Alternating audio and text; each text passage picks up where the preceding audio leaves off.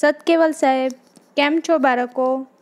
આજે આપણે સામાજિક વિજ્ઞાનના પાઠ નંબર 7 આબોહવાકીય ફેરફાર વિશે શરૂઆત કરીશ અને તેમાં આપણે આબોહવા અને તાપમાન વિશે માહિતી મેળવીશું તથા ગ્લોબલ વોર્મિંગ શું છે,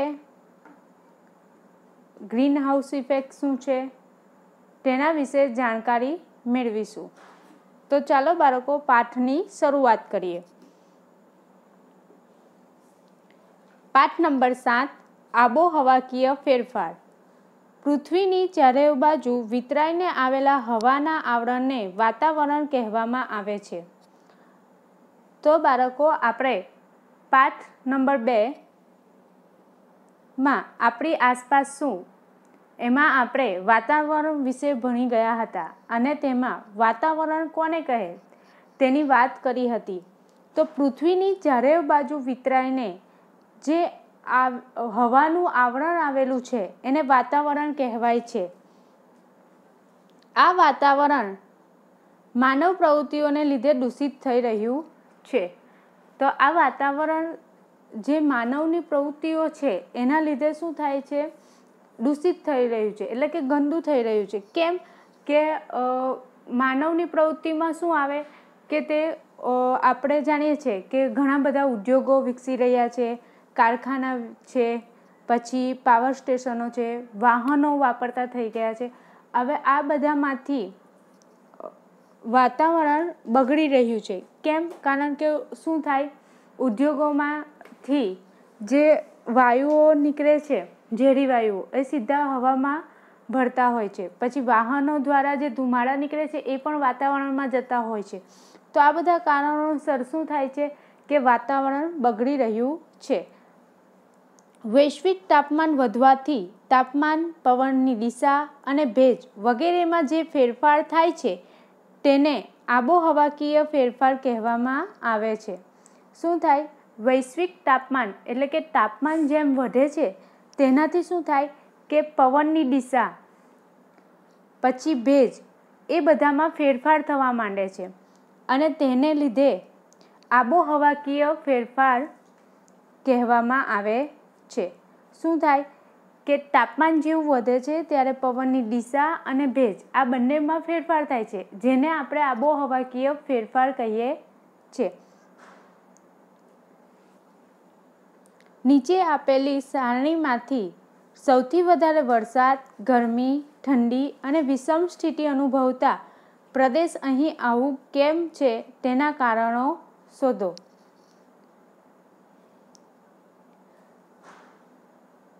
તો નીચે જે આપણને કોઠો આપેલો છે એના પરથી આપણે આવું કેમ થાય છે એના કારણો શોધવાના છે.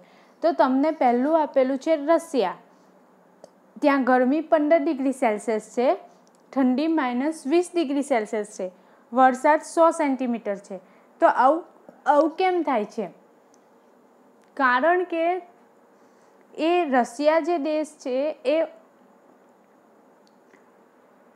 શીત કટિબંધમાં આવેલો દેશ છે, એટલે કે ઠંડા એમાં આવેલો દેશ છે. એનાથી શું થાય કે એના જે એ રશિયાના દરિયા કિનારાથી દૂરના જે પ્રદેશો છે ત્યાં થોડો વરસાદ જોવા મળે છે અને શિયાળામાં મોટે ભાગે દેશના ઘણા ખરા ભાગોમાં આપણને હિમવર્ષા થતી જોવા મળે છે. બીજું ઈરાન. ઈરાનમાં 30 ડિગ્રી સેલ્સિયસ ગરમી છે અને ઠંડી 10 ડિગ્રી સેલ્સિયસ છે અને વરસાદ 50 સેન્ટીમીટર છે. તો આવું કેમ? કારણ કે ઈરાન એ કર્કવૃતની ઉત્તરે આવેલો દેશ છે. અહીંના મોટા ભાગનો વિસ્તાર રણ પ્રદેશ છે. તેથી કેવી આબોહવા હોય? વિષમ આબોહવા હોય છે. અને આના કારણે એટલે કે પૂરતો ભેજ ન હોવાના કારણે શું થાય છે કે તેમાં વરસાદ ઓછો પડે છે. ત્રીજું બ્રાઝિલ. ત્યાં 38 ડિગ્રી સેલ્સિયસ ગરમી છે, ઠંડી 25 ડિગ્રી સેલ્સિયસ અને વરસાદ 250 સેન્ટીમીટર. તો આ બ્રાઝિલ છે એ વિષુવવૃત્ત અને કર્કવૃત્ત વચ્ચે આવેલો દેશ છે. અહીં મહત્તમ તાપમાન કેટલું છે? 38 ડિગ્રી સેલ્સિયસ. અને લઘુત્તમ તાપમાન આપણે વાત કરીને કે 25 ડિગ્રી સેલ્સિયસ. એટલે અને ત્યાં કાયમી પવનો વાતા હોવાથી ત્યાં વરસાદ વધારે જોવા મળે છે. આગળ છે નોર્વે. ત્યાં ગરમી 10 ડિગ્રી સેલ્સિયસ, ઠંડી -40 ડિગ્રી સેલ્સિયસ અને વરસાદ 50 સેન્ટીમીટર છે. આ નોર્વે છે એ ઉત્તર સમશીતોષ્ણ કટિબંધ અને શીત કટિબંધમાં આવેલો દેશ છે. અહીં એટલે કે નોર્વેમાં ઉત્તર એટલાન્ટિક મહાસાગરના ગરમ પ્રવાહની અસરથી, એટલે કે જે એટલાન્ટિક મહાસાગર છે એના ગરમ પ્રવાહની અસરથી અહીં વરસાદ ઓછો છે અને અહીં હિમવર્ષા પણ થાય છે. 5. ફિલિપાઇન્સ. 35 ડિગ્રી સેલ્સિયસ ગરમી, ઠંડી 30 ડિગ્રી સેલ્સિયસ, વરસાદ 300 સેન્ટીમીટર. તો ફિલિપાઇન્સ એમાં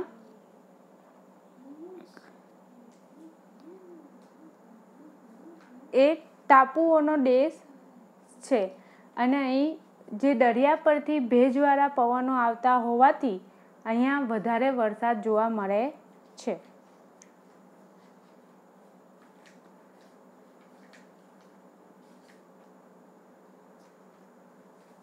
હજુ એક બાળકો આપણું રહી ગયું, એ છે સાઉદી અરેબિયા. એ સાઉદી અરેબિયામાં શું છે કે 45 ડિગ્રી સેલ્સિયસ જેટલી ગરમી હોય છે, ઠંડી 29 ડિગ્રી સેલ્સિયસ હોય છે, વરસાદ 10 સેન્ટીમીટર હોય છે.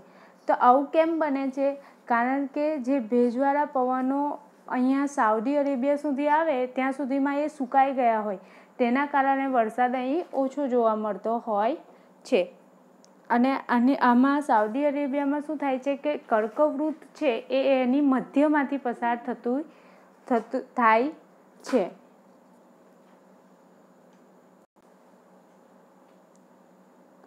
હવામાન એટલે શું? કોઈ પ્રદેશના તાપમાન, ભેજ અને વરસાદની ટૂંકા ગાળાની સરેરાશ સ્થિતિ એટલે હવામાન. હવામાન કોને કહેવાય? કે કોઈ પણ પ્રદેશ હોય એનું તાપમાન, એનો ભેજ અને વરસાદની જે ટૂંકા ગાળાની એટલે થોડા સમય માટેની જે સરેરાશ સ્થિતિ હોય એને આપણે હવામાન કહીએ છીએ. અહીં તમને ભારતનું હવામાનના ચિત્રો દર્શાવવામાં આવેલા છે. ત્યારબાદ છે આબોહવા એટલે શું? કોઈ પણ પ્રદેશના 35થી વધારે વર્ષોના સરેરાશ તાપમાન, ભેજ અને વરસાદની સરેરાશ સ્થિતિ એટલે આબોહવા. યાદ રાખજો બાળકો, હવામાન અને આબોહવામાં શું ફરક છે તે. પહેલામાં શું છે? હવામાન એટલે કોઈ પણ પ્રદેશ હોય એનું તાપમાન, ભેજ અને વરસાદનું ટૂંકા ગાળાની સરેરાશ સ્થિતિ. અને જ્યારે આબોહવા એ શું છે કે કોઈ પણ પ્રદેશની 35થી વધારે વર્ષોના સરેરાશ તાપમાન, ભેજ અને વરસાદની સરેરાશ સ્થિતિને આબોહવા કહે છે.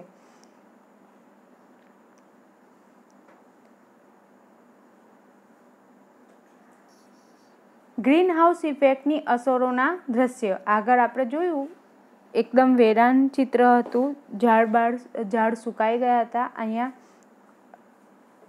જે ચિત્ર છે તેમાં શું થાય છે કે બરફ પીગળી રહ્યો છે તેની વાત છે. હવે આમાં ગ્રીન હાઉસ ઇફેક્ટ આપ જાણો છો, ઠંડી આબોહવાવાળા દેશોમાં સૂર્યતાપ ઓછો અનુભવાય છે.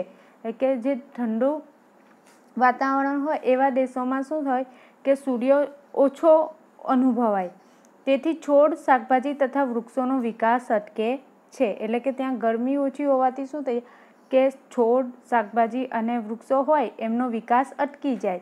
તેથી પર્યાપ્ત માત્રામાં ગરમી મળી રહે તેવી કૃત્રિમ વ્યવસ્થા કરવામાં આવે છે. એટલે કે પૂરતા પ્રમાણમાં એ લોકોને ગરમી મળી રહે એના માટે કૃત્રિમ વ્યવસ્થા એટલે કે માનવ સર્જિત વ્યવસ્થા કરવામાં આવે છે. તે માટે કાચ કે કાપડની છત રાખવામાં આવે છે. એના માટે શું કરવામાં આવે? કાચ અથવા કાપડની છત બનાવવામાં આવે છે, જેથી અહીં ગરમી જળવાઈ રહે છે, જેને ગ્રીન હાઉસ ઇફેક્ટ કહે છે. એટલે શું થાય કે આવી રીતના એ લોકો ત્યાં ગરમી જળવાઈ રહે એ ભાગમાં, તેને આપણે ગ્રીન હાઉસ ઇફેક્ટ કહે છે. હવે જુઓ બાળકો, અહીં પ્રશ્ન તમને પૂછેલો છે કે ઠંડા પ્રદેશવાળા દેશોમાં ઘરના બારી બારણા કાચના શા માટે રાખતા હશે? એટલે કે જે ઠંડો પ્રદેશ છે, એકદમ ઠંડી પડતી હોય ને એવો પ્રદેશ હોય, એમાં ઘરના બારી બારણા કાચના કેમ રાખવામાં આવે? એટલે એ કાચના બારી બારણાના લીધે શું થાય કે ઘરમાં જે આવેલી સૂર્યની ગરમી હોય એ ઘરમાં જ રહે અને તેના કારણે બંધ ઘરમાં એ પ્રકાશ મળી રહે છે. તેથી ઠંડા પ્રદેશોમાં ઘરના બારી બારણા કાચના રાખવામાં આવે છે. તમે જાણતા હશો, જ્યારે આપણે શિયાળામાં ઠંડી હોય તો શું કરીએ? વધારે પડતું બારી બારણાને એવું બધું બંધ રાખીએ. કેમ? કે જે ઘરની ગરમી છે એ જળવાઈ રહે એટલા માટે. એવી જ રીતના અહીંયા પણ આવું જ છે કે ઘરના બારી બારણા કાચના રાખવામાં આવે કે જેથી ઘરમાં જે ગરમી હોય સૂર્યની તે જળવાઈ રહે. બદલાતી આબોહવા. અહીં બદલાતી આબોહવાના ચિત્રો આપેલા છે. તમે જોતા હશો કે જમીન સુકાયેલી દેખાય છે. ઘણા એક બે ચિત્રોમાં વરસાદ વધારે પડતો દેખાય છે. એક સાઈડ બરફ પીગળતો દેખાય છે.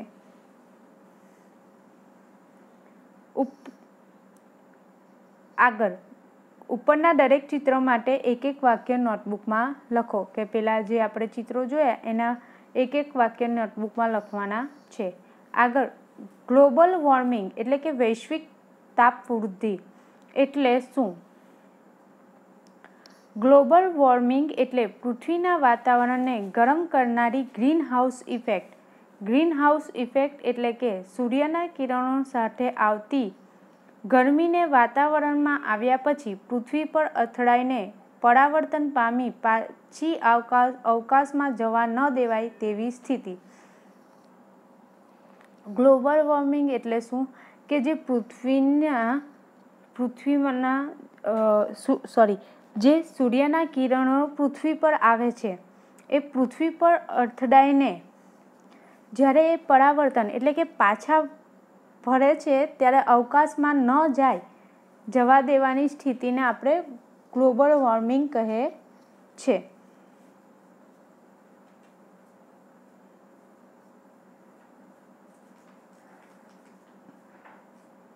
તમને અહીં ગ્લોબલ વોર્મિંગનું ચિત્ર દર્શાવવામાં આવેલું છે.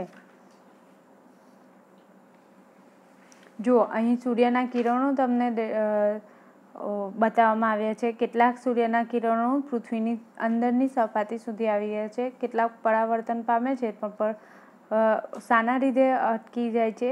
કે જે આ બધા વાયુઓ હોય એ આ કિરણોને પાછા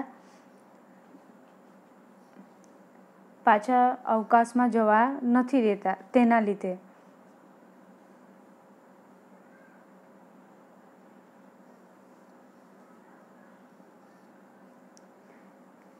એટલે ખ્યાલ આવી ગયો ગ્લોબલ વોર્મિંગ એટલે શું?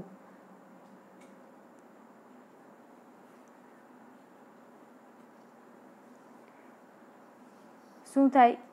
આપણને શું કીધું છે કે ગ્લોબલ વોર્મિંગ એટલે પૃથ્વીના વાતાવરણને ગરમ કરનારી ગ્રીન હાઉસ ઇફેક્ટ. અને ગ્રીન હાઉસ ઇફેક્ટ એટલે શું કે સૂર્યના કિરણો સાથે આવતી ગરમીને વાતાવરણમાં આવ્યા પછી પૃથ્વી પર અથડાઈને પરાવર્તન પામી પાછી અવકાશમાં જવા ન દેવાય તેવી સ્થિતિને, એટલે આપણે જે ગ્રીન હાઉસ ઇફેક્ટ છે તેમાં વાતાવરણમાં જે રહેલા વાયુઓ છે એ પૃથ્વી પર પડતા સૂર્યપ્રકાશમાંથી ગરમીનો સંચય કરી હવાને શું રાખે, હૂંફાળું રાખે છે. આ વાયુઓનું પ્રમાણ વધી જાય હવામાં તો પૃથ્વીની સપાટીનું તાપમાન વધી જાય છે. તેને આપણે ગ્લોબલ વોર્મિંગ કહીએ છીએ.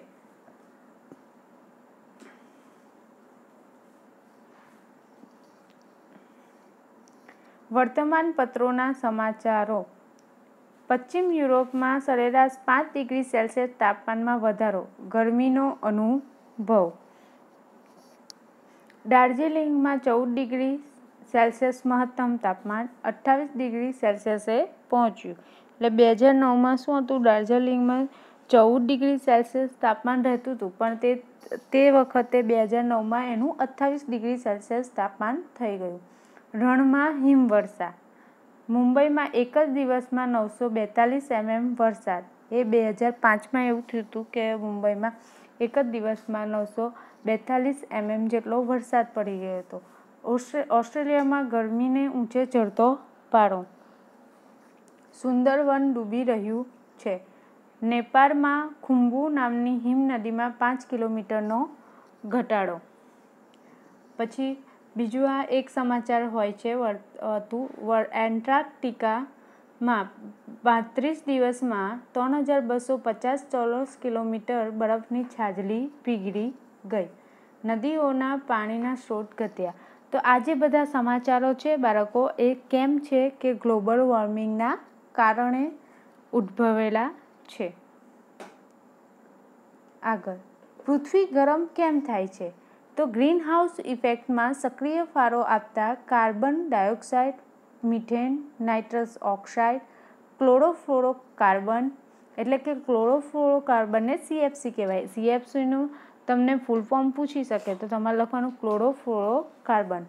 હેલોકાર્બનને ગ્રીન હાઉસ વાયુઓ તરીકે ઓળખવામાં આવે છે. તો બાળકો, આ જે વાયુઓ છે એમને ગ્રીન હાઉસ વાયુઓ કહે છે. એ ગ્રીન હાઉસ વાયુઓમાં carbon dioxide, methane, nitrous oxide, chlorofluorocarbon, halocarbon એ બધા ગ્રીન હાઉસ વાયુઓ છે. આ વાયુઓનું પ્રમાણ વધવાથી આબોહવા પરિવર્તનનો પ્રશ્ન ઉદ્ભવ્યો છે. અહીં તમને પૃથ્વી પરનું તાપમાન દર્શાવતું ચિત્ર દર્શાવેલું છે. છેલ્લા 100 વર્ષોમાં તાપમાનમાં 6.6 ડિગ્રી સેલ્સિયસનો વધારો થયો છે. આવી જુઓ અહીંયા, વિશ્વનો દરેક માનવી 4.5 મેટ્રિક ટન CO2 છોડે છે, એટલે કે કાર્બન ડાયોક્સાઇડ છોડે છે. અહીંયા તમને હેલોકાર્બન 0.5%, ક્લોરોફ્લોરોકાર્બન 65%, કાર્બન ડાયોક્સાઇડ 64% અને મિથેન 10% દર્શાવવામાં આવેલું છે.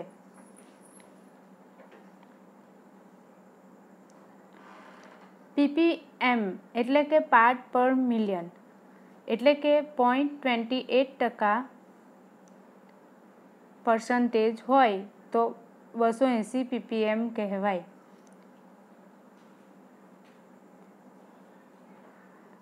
અહીં તમને છેલ્લા 150 વર્ષમાં પૃથ્વી પર વધેલ સરેરાશ તાપમાન દર્શાવવામાં આવેલું છે. હવે જુઓ બાળકો, અહીં છે કે ચા કે શાકમાં ખાંડ કે મીઠું કેટલું નાખવું એ આપણે જાણીએ છીએ. જો ભૂલથી વધારે પડી જાય તો શું થાય? એટલે ચા કે શાકમાં આપણે કદાચ શાકમાં મીઠું વધારે પડી જાય તો શું થાય? શાક ખારું થઈ જાય. એવી જ રીતના પૃથ્વી પર વાતાવરણમાં વાયુનું પ્રમાણ પણ સંતુલિત છે, એટલે કે બેલેન્સ છે.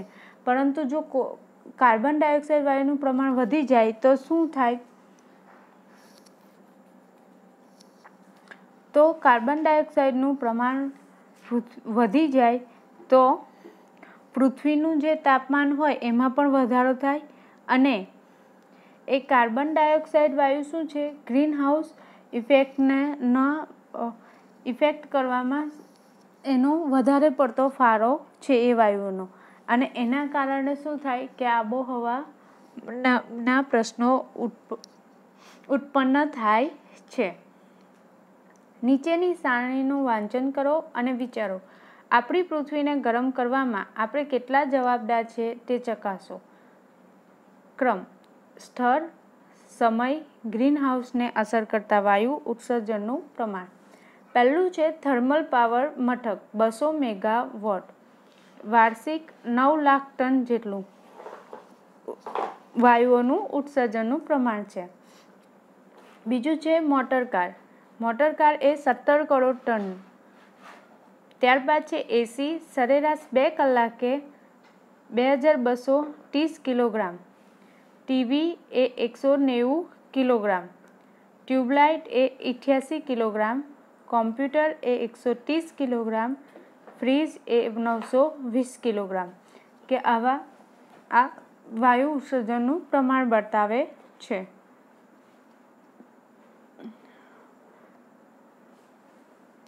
વર્લ્ડ મિટિયોરોલોજિકલ ઓર્ગેનાઇઝેશન એટલે WMO.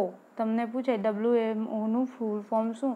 તો વર્લ્ડ મિટિયોરોલોજિકલ ઓર્ગેનાઇઝેશન એ વિશ્વ હવામાન સંસ્થા છે.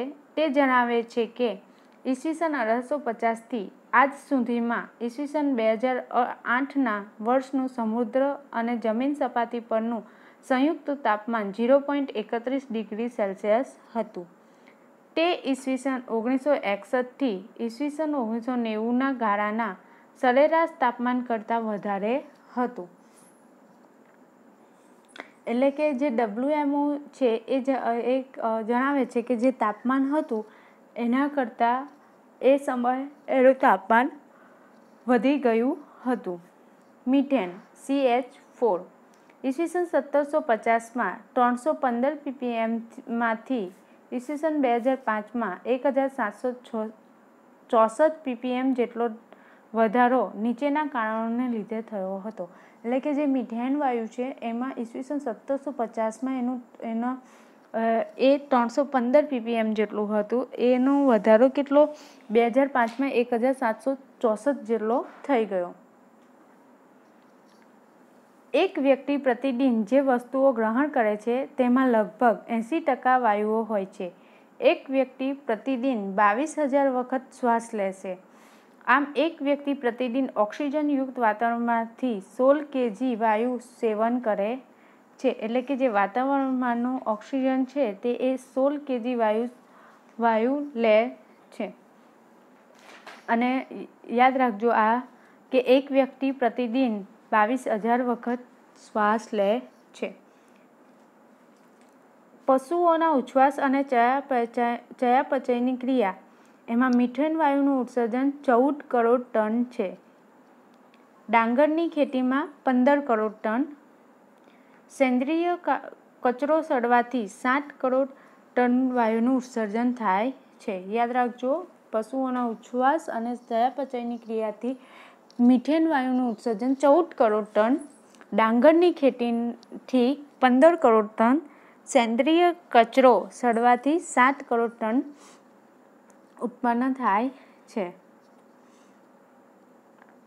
Nitrous oxide. નાઇટ્રસ ઓક્સાઇડનું પ્રમાણ 270 ppmથી વધીને હાલ 319 ppm જેટલું થયું છે. એટલે કે 270 ppm હતું તેની જગ્યાએ હવે 319 ppm થયું છે. ક્લોરોફ્લોરોકાર્બન ફોમ, પ્લાસ્ટિક, ફ્રીજ, એસી, સર્કિટ સર્જન, એરોસેલ સ્પ્રે 1 માઇક્રોનથી 10 માઇક્રોન આકાર ધરાવતા સૂક્ષ્મ કણોને એરોસેલ કહે છે. યાદ રાખજો, એરોસેલ કોને કહે છે? કે 1 માઇક્રોનથી 10 માઇક્રોન આકાર ધરાવતા સૂક્ષ્મ કણોને, એટલે કે નાના કણોને, એકદમ ઝીણા, તમે નરી આંખે ન જોઈ શકો તેવા કણોને એરોસેલ કહે છે. વગેરેના વપરાશથી CFCમાં વધારો થયો. 23 જાન્યુઆરી 1995ના યુનોના સંયુક્ત ઠરાવથી દર વર્ષે 16 સપ્ટેમ્બરને ઓઝોન દિવસ તરીકે ઉજવવામાં આવે છે. 2007નું વર્ષ 1980 પછી સૌથી વધુ ગરમ હતું. આગળ ગ્લોબલ વોર્મિંગની અસરો. વનસ્પતિની ઉત્પત્તિ, તેમની વૃદ્ધિનો સમય અને આયુષ્યમાં ફેરફારો આવી રહ્યા છે. એટલે કે શું થાય છે ગ્લોબલ વોર્મિંગથી? કે જે વનસ્પતિની ઉત્પત્તિ હતી એમનો જે વૃદ્ધિનો દર હતો તે અને આયુષ્યમાં ફેરફાર થયા છે. એટલે કે વનસ્પતિ ઉગે એને કેટલા સમય સુધી ટકી રહેશે એ બધામાં ફેરફાર થયો છે. પક્ષીઓની અમુક જાતિઓ લુપ્ત થઈ રહી છે. એટલે કે ચકલી, ગીધ છે એ બધા પક્ષીઓ લુપ્ત થઈ રહ્યા, જોવા મળતા નથી. હિમાલયની 2000 હિમ નદીઓ પીગળી ગઈ છે. એટલે કે હિમાલયની જે 2000 જેટલી હિમ નદીઓ હતી એ બધી પીગળી ગઈ. અહીં તમને હિમ નદીનું તબક્કાવાર થયેલ પરિવર્તન દર્શાવવામાં આવેલ છે. જો અહીં 19 જૂન 2006 ની રોજનો ફોટો જોવા મળે છે. ત્યારબાદ 1 જુલાઈ 2003માં ધીરે ધીરે ઘટી ગયેલું છે અને 12 મે 2001માં વધારે પડતું પીગળી ગયેલું જોવા મળે છે. છેલ્લા 10 વર્ષમાં દુષ્કાળ, વાવાઝોડા, અતિવૃષ્ટિ અને પૂરની માત્રાઓ વધી રહી છે. એટલે કે ગ્લોબલ વોર્મિંગના કારણે શું થયું કે દુષ્કાળ પડવા માંડ્યો, વાવાઝોડા અને પૂરની માત્રાઓ વધી ગઈ. જ્યાં વરસાદ વધુ પડતો હતો ત્યાં તેની માત્રા ઓછી થઈ રહી છે. રાજસ્થાન અને દુબઈમાં ભારે વરસાદનો અનુભવ, ચેરાપુંજીમાં અનાવૃષ્ટિ જોવા મળે છે. એટલે કે જ્યાં વધારે વરસાદ પડતો હતો ત્યાં હવે એની માત્રા એકદમ ઓછી થઈ ગઈ અને જ્યાં જેવું રાજસ્થાન છે, દુબઈ છે એ બધામાં વધારે વરસાદ અનુભવાય છે. ખેતીમાં કઠોળનું ઉત્પાદન ઓછું થઈ ગયું. એટલે કે ખેતી થાય છે પણ કઠોળ કેવું થાય છે? ઓછું જોવા મળે છે. આગળ છે જમીનમાં પાણીનું સ્તર ઘટી ગયું છે. એટલે કે જમીનમાં છે પાણીનું જે લેવલ છે તે શું થઈ ગયું? ઓછું થઈ ગયું છે. હિમ નદી પીગળવાથી સમુદ્ર જળ સ્તર વૃદ્ધિ થઈ રહી છે. સમુદ્ર કાંઠાના ધોવાણનું સ્તર વધી રહ્યું છે. એટલે શું થાય છે કે હિમ નદી જ્યારે પીગળી ગઈ તેનાથી શું છે સમુદ્રની સપાટી વધી ગઈ અને એના કારણે જે સમુદ્રના કિનારા છે તે બધાનું ધોવાણ વધી રહ્યું. તાપમાન વધતા માણસો ડિહાઇડ્રેશન અને કુપોષણના શિકાર બન્યા. એટલે કે તાપમાન વધી ગયું, ગરમી વધી ગઈ એના કારણે માણસો ડિહાઇડ્રેશન અને કુપોષણ એટલે કે એમનામાં પોષણની ઓછું થતું જોવા મળ્યું અને શિકાર બન્યા. એટલે કે પોષણ ઓછું થતું જોવા મળ્યું. ઋતુચક્રમાં પરિવર્તન આવી જશે. શિયાળા અને ઉનાળાની ઋતુઓની લાક્ષણિકતાઓ બદલાશે. એટલે કે શું થાય? ઋતુ પરિવર્તન થઈ જશે. શિયાળા અને ઉનાળાની જે ઋતુઓ હોય એની લાક્ષણિકતાઓ બદલાઈ જશે. શિયાળામાં ઠંડી પડતી હોય એ જગ્યાએ ગરમી અને ઉનાળામાં ગરમીની જગ્યાએ ઠંડી, એ ટાઈપનું પરિવર્તન જોવા મળશે. ગુજરાતની દરિયાઈ સપાટી 25 સેન્ટીમીટર જેટલી વધતા જમીનની ખારાશ વધશે. ખેત ઉત્પાદનમાં સતત ઘટાડો નોંધાઈ રહ્યો છે. એટલે કે જે ખેતી થતી હતી તેમાં ઘટાડો જોવા મળે છે. Cholera, dengue, malaria, yellow fever, swine flu વગેરે રોગોનું પ્રમાણ વધી રહ્યું છે. એટલે કે કોલેરા છે, ડેન્ગ્યુ છે, મેલેરિયા છે એ બધાના રોગોનું પ્રમાણ વધી રહ્યું છે.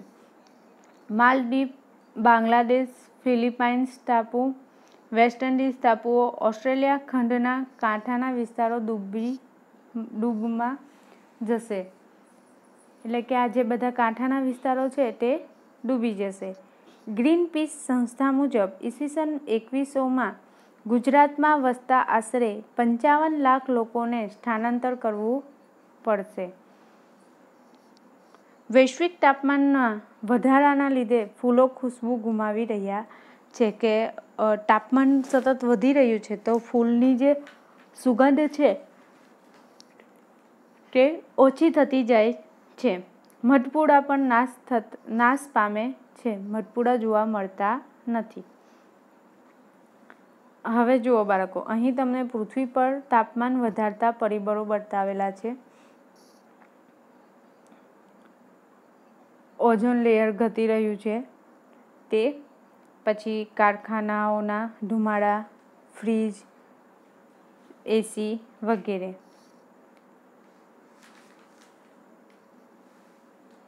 બિનપરંપરાગત ઉર્જા સ્ત્રોત એટલે કે સૌર ઉર્જા, બાયોગેસ, ભરતી ઓટ ઉર્જા, પવન ઉર્જા એ બધા બિનપરંપરાગત ઉર્જાના સ્ત્રોત છે. ગ્લોબલ વોર્મિંગથી બચવાના ઉપાયો એટલે કે આ જે અસરો થાય છે એનાથી બચવાના ઉપાયો કયા કયા છે તે. તેમાં શું છે, CO2નું ઉત્સર્જન કરનારા સ્ત્રોતોનો ઉપયોગ ઘટાડવો જોઈએ, કે એટલે કાર્બન ડાયોક્સાઇડ જે વાયુ છે એ ઉત્પન્ન કરનાર જે સ્ત્રોતો છે તેનો ઉપયોગ ઘટાડી દેવો જોઈએ. વૃક્ષારોપણ કરવું, વૃક્ષોનું જતન, જંગલો કાપવા ન જોઈએ. વનીકરણથી કાર્બન ઓછો થાય છે, એટલે કે વૃક્ષો વાવવા જોઈએ કે જેથી કાર્બન ડાયોક્સાઇડનું પ્રમાણ ઓછું થાય.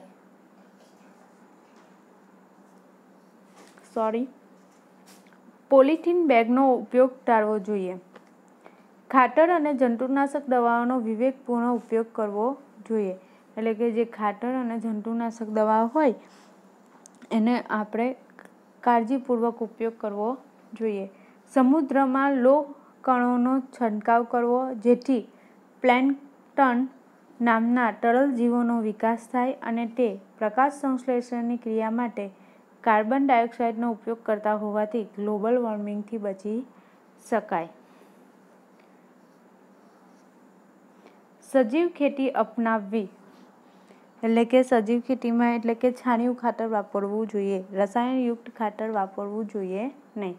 પશુઓના ખોરાકમાં બાયોટિક ભેળવવા, તેથી પશુઓના જઠરમાં મિથેન પેદા કરતા બેક્ટેરિયા અંકુશમાં રહે. ઘર ઉપયોગી સાધનોનો વિવેકપૂર્ણ ઉપયોગ કરવો. ઘર ઉપયોગી જે સાધનો છે એનો કાળજીપૂર્વક ઉપયોગ કરવો જોઈએ. પરિવહનના સાધનોનો પણ માપસર ઉપયોગ કરવો જોઈએ. વસ્તી વૃદ્ધિ અટકાવવી. વીજળીની બચત માટે હવા ઉજાસ કુદરતી રીતે ઉપલબ્ધ બને તેવી વ્યવસ્થા કરવી જોઈએ. એટલે વીજળીની જે બચત થાય એના માટે આપણે કુદરતી રીતે ઉપલબ્ધ બને એવી વ્યવસ્થા કરવી જોઈએ. ઇકો ફ્રેન્ડલી કાગળનો વપરાશ વધારવો જોઈએ. ઘરની આજુબાજુ છોડ અને વૃક્ષોનો ઉછેર કરવો જોઈએ. કુદરતી સંપત્તિનો વિવેકપૂર્ણ ઉપયોગ કરવો જોઈએ. પેટ્રોલિયમ પેદાશોનો વિવેકપૂર્ણ ઉપયોગ કરવો જોઈએ. એટલે કે કુદરતી સંપત્તિનો ઉપયોગ કરવો જોઈએ. એટલે તમે આજે આપણે જંગલો અને એનો ઉપયોગ કરીએ છીએ તો માપસર કરવો જોઈએ. બધા આપણે આપણી જીવન જરૂરિયાત માટે આપણે શું કરીએ છીએ, વૃક્ષો છે તે કાપી નાખતા હોય છે, તો એ કાપતા અટકાવવા જોઈએ. પાણીનો કરકસર ભર્યો ઉપયોગ કરવો જોઈએ. વરસાદી પાણીનો સંગ્રહ કરવો જોઈએ અને CNGનો વપરાશ વધારવો જોઈએ. એટલે કે જે વરસાદી પાણી છે તેનો સંગ્રહ કરવો જોઈએ અને પાણી કરકસર રીતે વાપરવું જોઈએ. તો આ બધા કારણોસર આપણે ગ્લોબલ વોર્મિંગ બચાવી શકીએ છીએ. તાપમાનમાં થતી વૃદ્ધિની અસરથી બચવા આપણા રહેઠાણો કેવા હોવા જોઈએ? તો તાપમાનની વૃદ્ધિની અસરથી બચવા આપણા રહેઠાણો કેવા હોવા જોઈએ કે જેની છત વધારે ગરમ ન થાય તેવા હોવા જોઈએ. એટલે કે એ ધારવાળી તેમજ નળિયા ગોઠવેલી જ બનાવવી જોઈએ. જે રસોઈ માટેનો ચૂલો હોય કે ગેસનો ધુમાડો હોય એ રહેઠાણની ઉપરથી જતો રહે તેવો હોવો જોઈએ, કાં તો ચીમની લગાવેલી હોવી જોઈએ. બીજું કે રહેઠાણમાં સૂર્યપ્રકાશ પૂરતા પ્રમાણમાં આવી રહે એટલે અને હવાની અવરજવર થાય એટલે બારી બારણાં અને છત રાખેલા હોવા જોઈએ. 1 ટન કાગળ બનાવવા માટે 4400 કિલોવોટ વીજળી, 30,000 લીટર પાણી, 11 વૃક્ષોના લાકડાનો માવો વપરાય છે. એટલે 1 ટન જ્યારે કાગળ બનાવવું હોય તો 4400 કિલોવોટ વીજળી જોઈએ, 30,000 લીટર પાણી જોઈએ, 11 વૃક્ષોના લાકડાનો માવો વપરાય છે.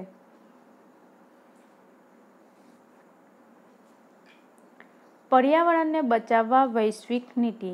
માનવ પોતાની પ્રવૃત્તિઓથી પર્યાવરણનો વિનાશ કરી રહ્યો છે એવું વિશ્વને સમજાતા ઈસવીસન 1972માં સ્વીડનના પાટનગર સ્ટોકહોમ ખાતે પર્યાવરણ બચાવવા બેઠક મળી. એટલે શું થયું કે પર્યાવરણની માનવ પોતાની પ્રવૃત્તિથી, એટલે કે માનવ શું કરે, ઉદ્યોગો વિકસાવ્યા, વાહનોનો ઉપયોગ કરતા હોય છે, એ બધાના કારણે પર્યાવરણ નાશ પામતું રહે છે, વિનાશ થાય છે. તેને અટકાવવા માટે તે ઈસવીસન 1972માં સ્વીડનના પાટનગર, એટલે યાદ રાખજો સ્વીડનનું પાટનગર સ્ટોકહોમ, ત્યાં પર્યાવરણ બચાવવા બેઠક મળી. ત્યારબાદ બ્રાઝિલના રિયો ડી જાનેરો ખાતે પૃથ્વી સંમેલન મળ્યું. ગ્લોબલ વોર્મિંગ સંદર્ભે વિશ્વ સ્તરે ડિસેમ્બર 2009માં ડેનમાર્કની રાજધાની કોપનહેગનમાં એવું નક્કી કરવામાં આવ્યું હતું કે, યાદ રાખજો ડેનમાર્કની રાજધાની કોપનહેગનમાં શું નક્કી કરવામાં આવ્યું હતું કે વિકસિત રાષ્ટ્રો કાર્બન કટ સ્વીકારતા નથી અને વિકાસશીલ રાષ્ટ્રો ગ્રીનહાઉસને અસર કરતા વાયુ ઉત્સર્જન ઘટાડવા માટે દબાણ કરી રહ્યા છે. એટલે શું, ગ્રીનહાઉસ અસર કરતા વાયુ જે છે તેમને ઉત્સર્જન ઘટાડવા માટે દબાણ કરે છે. તો વિકાસશીલ દેશોના વિકાસ માટે $100 અબજ સહાય આપવી એવું નક્કી કરવામાં આવ્યું હતું. આ બેઠકમાં 45 દેશોના 59 જેટલા સંશોધન પેપર્સ દ્વારા વિશ્વના નેતાઓને બદલાતી આબોહવા માટે ગંભીરપણે વિચાર કરતા કરવામાં આવ્યા છે. વિશ્વમાં સરેરાશ નાગરિક 4.5 મેટ્રિક ટન કાર્બન વાયુ છોડે છે. કેટલો? 4.5 મેટ્રિક ટન કાર્બન વાયુ છોડે છે. ભારતનો નાગરિક વાર્ષિક સરેરાશ 1.2 મેટ્રિક ટન કાર્બન છોડે છે. અન્ય વિકાસશીલ દેશો તો ઘણો ઓછો કાર્બન વાયુ છોડે છે. તેમના વિકાસ માટે મોટા પાયા પર છૂટ આપવી જોઈએ. અમેરિકા જેવા દેશ પર નિયંત્રણ લાદવું જોઈશે, કારણ કે તેમનો પ્રત્યેક નાગરિક 20.6 મેટ્રિક ટન કાર્બન વાયુ ઉત્સર્જન કરે છે. કે અમેરિકા જે દેશ છે એના જે નાગરિક છે એ 20.6 મેટ્રિક ટન કાર્બન વાયુ ઉત્સર્જન કરે છે.